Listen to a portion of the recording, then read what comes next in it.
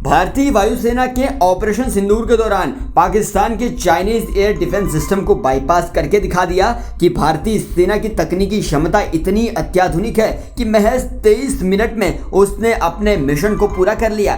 भारतीय space agency ISRO यानी Indian space research organisation की एक जानकारी के मुताबिक करीब 7000 किलोमीटर से अधिक समुद्र तट की निगरानी के लिए कम से कम 10 सैटेलाइट 2400 घंटों से काम कर रही हैं, जिसके बाद भारतीय सेना अपनी सीमाओं पर हो रही हर हलचल को बस चंद सेकंड में ही पहचान सकती है और दुश्मन के नापाक इरादों को निस्तनाबूद कर सकती है।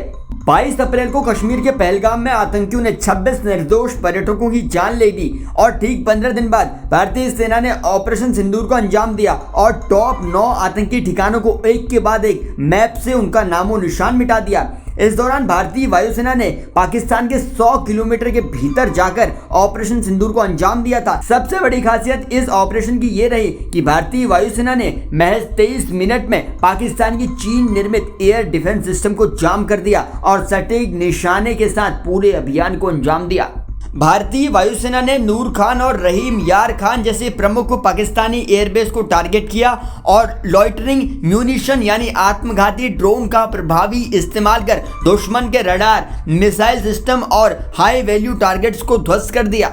लॉइटरिंग म्यूनिशन ऐसा हथियार प्रणाली है जो टारगेट के चक्कर लगाकर सही पॉइंट की तलाश करता है और फिर हमला दागता है। एक मीडिया रिपोर्ट के मुताबिक ऑपरेशन सिंदूर में जिस तरह के उन्नत अत्याधुनिक डिफेंस सिस्टम का इस्तेमाल किया गया, उसके बाद दावा किया जा रहा है कि ये साल 1971 के बाद से पाकिस्तान पर सबसे बड़ी एयर स्ट्राइक होगी, जब पाकिस्तान का सबसे ज्यादा नुकसान हुआ है। 23 मिनट में भारत ने पाकिस्तान पर ऐसे हमले किए कि सोशल मीडिया पर अलग अलग दावे होने लगे। उनमें कहा गया कि भारत ने ऑपरेशन सिंदूर के बाद पाकिस्तान में सरगोदा में मुशाफ एयरबेस पर हमला किया और ये एयरबेस परमाणु भंडार से अंडरग्राउंड जुड़ा हुआ है।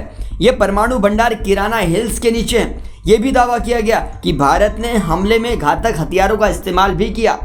सबसे पहले समझिए कि किराना हिल्स एक बड़ी बड़ी चट्टानों वाली पहाड़ी है। ये सरगोदा जिले में है। स्थानीय भाषा में इसे ब्लैक माउंटेन कहा जाता है। किराना हिल्स का इलाका रबवा और सरगोदा शहर के बीच में फैला हुआ है।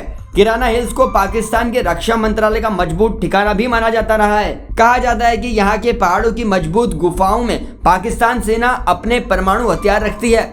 किराना हिल्स बेहद अहम रणनीतिक लोकेशन पर स्थित है। यह सरगोदा एयरबेस से करीब 20 किलोमीटर और खुशाब न्यूक्लियर प्लांट से करीबन 75 किलोमीटर की डिस्टेंस पर है।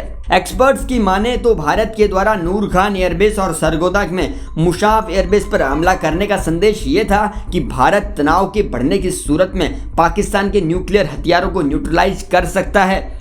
नूर खान और सरगोदा एयरबेस पर भारत की एयर स्ट्राइक को लेकर ये भी चर्चा हुई कि भारत ने पाकिस्तान को बताने की कोशिश की है कि उसके पास पाकिस्तान के परमाणु हथियारों के संबंध में अहम जानकारियां हैं और वो पाकिस्तान में कहीं भी हमला कर सकता है। अंत में एक जरूरी बात यह भी है कि एयर मार्शल AK भारती ने किराना हिल्स पर भारत के हमले की चर्चाओं को खारिज तो कर दिया और कहा कि वो पत्रकारों को ये बताने के लिए धन्यवाद देते हैं कि किराना हिल्स में कुछ न्यूक्लियर इंस्टॉलेशन है।